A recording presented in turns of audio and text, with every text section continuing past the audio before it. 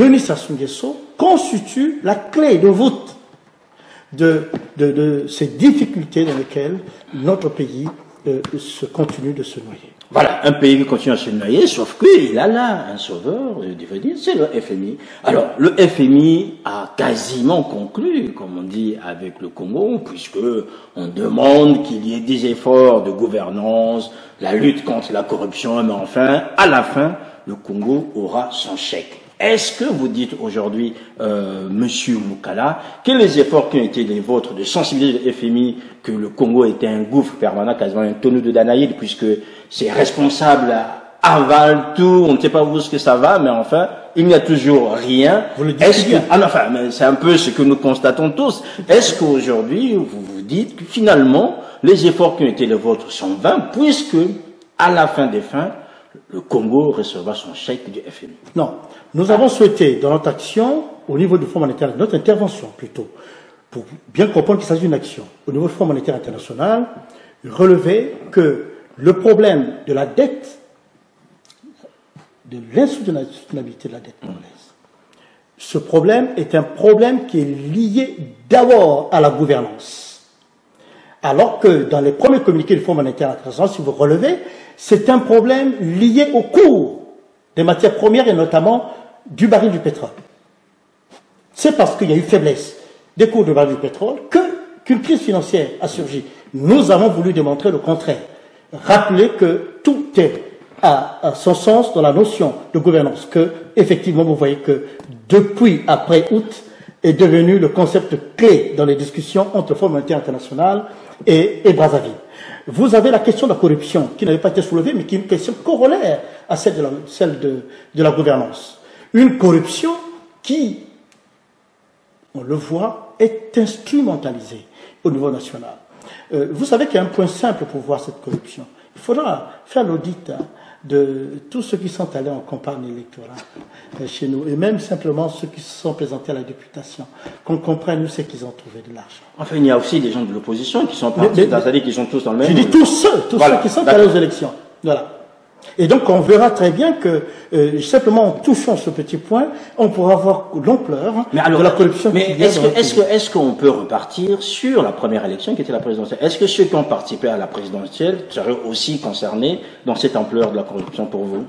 Alors, sur la question de la présidentielle, vous le savez très bien que les assises nationales du Congo ont pris une position claire en ce moment. Nous avons eu un débat ouvert. Et les assises nationales n'ont jamais été pour ces élections, compte tenu j'en conviens, des fondamentaux. J'en conviens, sauf que vous nous dites tout à l'heure que ceux qui sont partis aux élections législatives, il faut qu'ils arrivent à justifier où avaient trouvé l'argent. Or, les nouvelles institutions ont commencé par la présidentielle. Oui. Est-ce que vous pensez aussi que tous ceux qui ont passé à la présidentielle devraient justifier aujourd'hui là où ils ont trouvé l'argent pour payer cette campagne, puisque vous dénoncez la corruption pour les députations et pourquoi pas pour la présidentielle? Ah, mais bien sûr, S'il s'avère que ceux qui sont allés à l'élection présidentielle, oui, bien sûr, qu'ils soient du camp de ceux qui soutenaient le président de la République ou qui étaient en bisbille avec lui, il était tout seul, là, Denis Sassou Nguesso, il avait quelques acolytes par rapport à ce que vous aviez vous, c'était difficile pour lui de s'en sortir. On sait qu'il a fabriqué beaucoup de petits candidats, oui. Mais ensuite, voilà, c'est pour ça que ce contrôle est important, parce qu'on verra comment ces candidats-là ont pu avoir de l'argent, parce qu'on connaît leur situation. Alors, monsieur Tiassé Madiala, où a-t-il eu l'argent? Madame Mounari, où a-t-elle eu de l'argent? Monsieur Mokoko, aujourd'hui, qui est en prison, où a-t-il eu de l'argent? Monsieur Okomi Salissa, où a-t-il eu de l'argent? Enfin, on peut comme ça les Mais bien sûr, on devrait que votre interrogation, ce n'est pas que vers celui qui est proche du pouvoir, mais c'est aussi par rapport à ce qu'on a. Non, je pense que cela peut se faire, et il faudrait que ça se fasse. Oui. Pour à la fois démontrer qui n'a pas mis la main dans ce qui est de l'univers de la corruption. Alors, pour vous, parmi ces 9 qui étaient partis, laissons ceux qui sont avec Denis Sassou Nguesso, puisqu'ils ont les trésors prolongés. Les autres, vous leur accordez le bénéfice du doute? C'est-à-dire que tous les candidats de l'opposition, non, je leur accorde pas le bénéfice du doute. Ont-ils le bénéfice du doute? Je dis que non. S'il y a un système de contrôle, le contrôle, donc, il va concerner tous les acteurs de l'élection. Tous ceux qui sont à l'élection. C'est un système auquel vous appelez, vous? Est-ce qu'aujourd'hui vous êtes ouvert en disant il faut, pour cette question de corruption, non seulement qu'on puisse attaquer aux députés qui sont là, on peut bien comprendre, mais qu'on remonte la machine depuis la première élection qui est la présidentielle jusqu'aux autres? Je tiens simplement à vous dire une chose qui est simple. nous appelons vraiment au départ, sans condition de Denis Sassou Nguesso. Nous appelons oui, ben, j'arrive à le dire. On a bien compris. Parce que pour trouver ces conditions-là, oui, il faut que Sassou Nguesso parte et que son système tombe.